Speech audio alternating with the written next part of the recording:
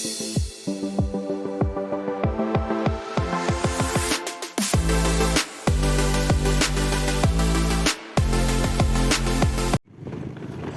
Tuni he that 2nd August 2022 Kachanu Athom Pen Anel Pen Mangnun Team Allies Colony Birthday Totana Amin Low Thake Tasa Kapa Apu Than Villa Kachi E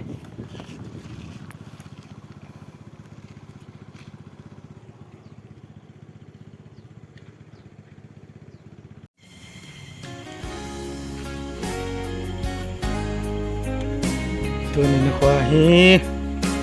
Kapa Than Kakavile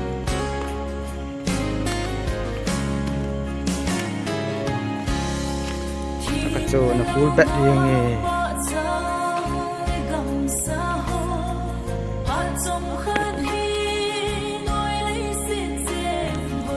bị ngoài thì nó thành phật đấy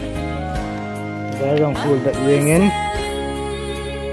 cả số người tê